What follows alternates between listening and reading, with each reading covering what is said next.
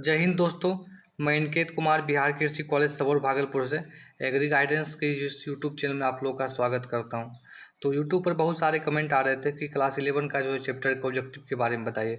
तो हमारे इस यूट्यूब चैनल पर यूनिट 1 के जितने भी चैप्टर है, चैप्टर 1 से लेके 1.10 तक, ठीक है, उन सभी के जो है ऑब्जेक्टिव क्वेश्चन को पहले ही अपलोड कर दिया गया है। वो जो आप लोग को बीसीसी के सेक्शन में मिल जाएगा, ठीक है, प्लेलिस्ट में बीसीसी करके प्लेलिस्ट बना हुआ वहाँ मिल जाएगा।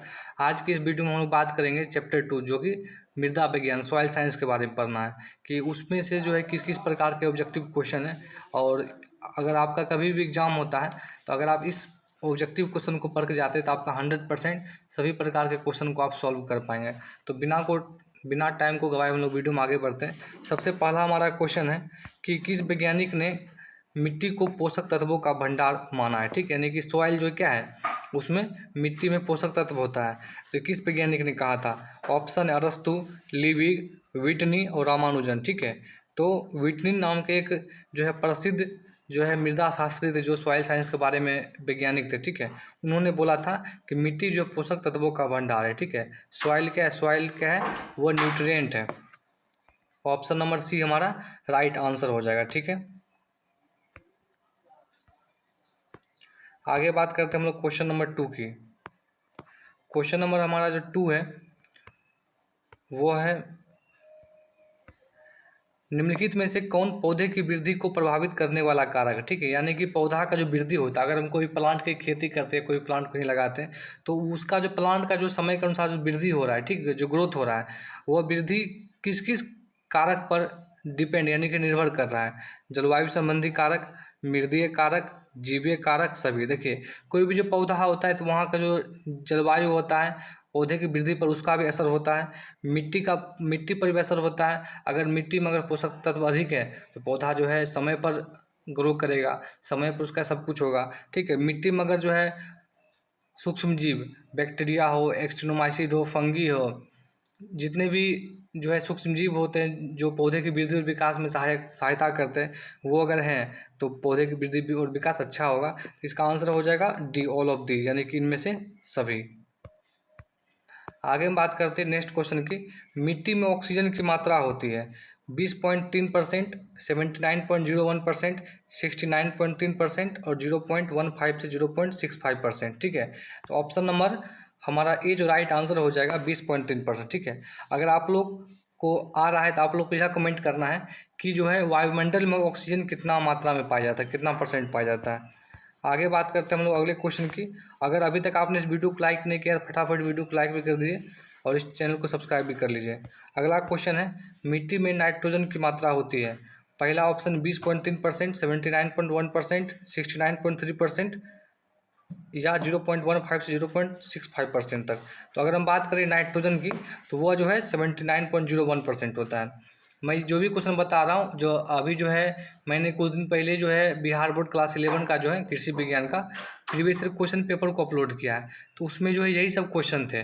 अगर आप लोग इस सभी क्वेश्चन को पढ़ लेते हैं तो आगे जो भी आप लोग का एग्जाम होगा तो उसमें आप लोग को सभी क्वेश्चन बन जाएंगे। आगे बात करते हैं हम लोग अगले क्वेश्चन की। मिट्टी में कार्बन डाइऑक्साइड की मात्रा होती है, ठीक है। कार्बन डाइऑक्साइड कितना होता है मिट्टी में? तो इसका जो राइट आंसर हो जाएगा ऑप्शन नंबर डी, 0.15 से 0.65% तक, ठीक है। बहुत अच्छा क्वेश्चन, तीनों इंपॉर्टेंट है। और जब भी आप पढ़ने के लिए बैठे तो आप कॉपी कलम लेकर बैठे और सभी बातों को नोट करते चले। जब आप कॉपी कलम से लिखते हैं तो आपका प्रैक्टिस होता है, चीज़ें याद रहती हैं और जो सभी बात समझ में भी आता है। अगला क्वेश्चन बहुत इंपॉर्टेंट और अच्छा क्वेश्चन है। 1 इंच मृदा के निर्माण में, यानी कि 1 इंच जो मिट्टी जो बनता है उसको बनने में कितना समय लग जाता है? तो ऑप्शन 100 वर्ष, 10,000 वर्ष, 150 वर्ष, 800 से 1,000 वर्ष, ठीक है। तो वह जो है 800 से 1,000 वर्ष जो है 1 इंच मिट्टी के निर्माण में लग जाता है। Option number B. आगे है मृदा एक प्राकृतिक पिंड। प्राकृतिक पिंड का मतलब है कि मृदा जो वह जो प्राकृतिक घटना के द्वारा ही बनता है, ठीक है। मृदा को हम लोग चाहेंगे क्या कि लैब में जो प्रयोगशाला होती है उसमें बनाना तो यह संभव नहीं है। जिसका स्वरूप क्या होता है? मृदा क्या होता है? एक बीमीय, दो बीमीय, त्रिबीमीय, नन। नन का मतलब कोई नहीं। तो मृदा क्या है? मृदा एक त्रिबीमीय संसाधन है, ठीक है। त्रिबीमीय का मतलब क्या हुआ? उसमें 3 बीमा, ठीक है। बीमा का मतलब क्या होगा? लंबाई, ठीक है। उसमें क्या होगा, ठीक है। इसमें क्या होता है, क्या कि इसमें लंबाई भी होता है, लंबाई भी होता है, चौड़ाई भी होता है और गहराई भी होता है। लंबाई, चौड़ाई और गहराई। ठीक है, कहीं कोई दिक्कत नहीं। आगे बात करते हैं अगले क्वेश्चन की। मृदा में कितने अवयव होते हैं? देखिए, कोई भी जो सॉइल का जो कण होता है, जो मृदा का जो कण होता है, मान लीजिए मृदा कण, ठीक है, तो इसमें क्या होता है, इसको दो भागों में पहले डिवाइड करते हैं। ठीक है, तो एक होता है ठोस भाग और एक भाग होता है रंध्र वाला भाग। ठीक है, तो ये होगा 50%, ये भी होगा 50%। ठीक है, तो जो ठोस भाग होता है उसमें जो है 45%। ठीक है, यानी कि ठोस को, इसको फिर आप दो भागों में डिवाइड कर दीजिए।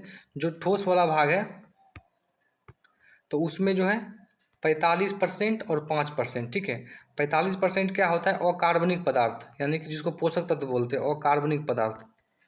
ठीक है, अकार्बनिक, इसको आप लोग लिख लीजिए, अकार्बनिक पदार्थ। ठीक है, और 5% क्या होता है, 5% होता है कार्बनिक पदार्थ, यानी कि ऑर्गेनिक मैटर इसको बोलते हैं। ठीक है, और यहाँ जो 50% है, इसमें 50% में होता है 25% जल, यानी कि 25% जल, और 25% क्या होता है, वायु। ठीक है, इसको आप लोग नोट करते हैं। तो इसका जो राइट आंसर हो जाएगा 4। ठीक है, मिट्टी का जो कंपोनेंट, जो सॉइल का कंपोनेंट होता है वो 4 होता है। कौन कौन होता है, तो एक होता है इनऑर्गेनिक मैटर जो होता है, ऑर्गेनिक मैटर होता है, सॉइल वाटर होता है और सॉइल एयर होता है, यानी कि मृदा जल, मृदा वायु, कार्बनिक पदार्थ और कार्बनिक पदार्थ। ठीक है, ये चारों जो है मृदा अवयव। इसका राइट आंसर हो जाएगा ऑप्शन नंबर सी, 4।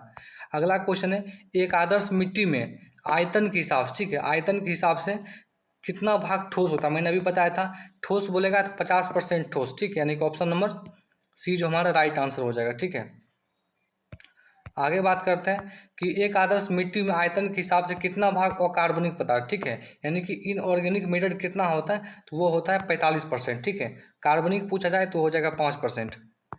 अगला क्वेश्चन है, मृदा यानी कि जो मिट्टी जो है वो किस भाषा का शब्द है? ग्रीक, फ्रेंच, लैटिन, अरबी। ठीक है, तो मिट्टी जो है वो जो लैटिन भाषा का शब्द है। ठीक है, देखिए इसमें आप लोग को पता भी होगा, बहुत सारे लोग को पता होगा कि जिस वर्ड के अंत में कल्चर लग जाए, CULTURE, कल्चर, ठीक है, वो सब क्या होते हैं, लैटिन वर्ड। जैसे कि एग्रीकल्चर, एग्रीकल्चर, हॉर्टिकल्चर,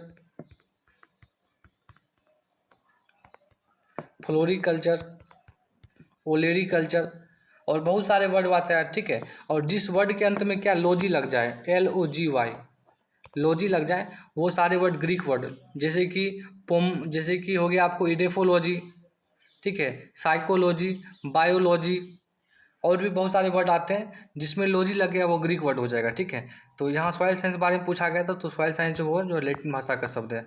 आगे बात करते हैं मृदा विज्ञान के पिता के या जनक कौन है, तो वो है VV डोकोचेव। ऑप्शन नंबर ए हमारा राइट आंसर हो जाएगा।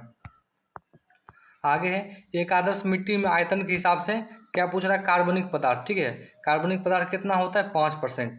ये सारे क्वेश्चन इंपॉर्टेंट है, इनसे एक न एक क्वेश्चन जो हर एक बार एग्जाम में आता है। आगे बात करते हैं, भारत में पाई जाने वाली मिट्टी को ICAR का आप लोगों को फुल फॉर्म अगर आ रहा है तो आप लोग कमेंट करना, ICAR का फुल फॉर्म क्या होगा, कितने भागों में बांटा, 8, 20, 12 और 16। तो ICAR ने जो भारत की मिट्टी को 8 भागों में डिवाइड किया है। ठीक है, अगर हम बात करें तो भारत में पाई जाने वाले विभिन्न प्रकार की मृदा यानी कि मिट्टी को मोटे तौर पर कितने भागों में विभाजित किया जा सकता है, तो टोटल जो हम लोग तो 25 भागों मोटा मोटी जो है डिवाइड कर सकते हैं।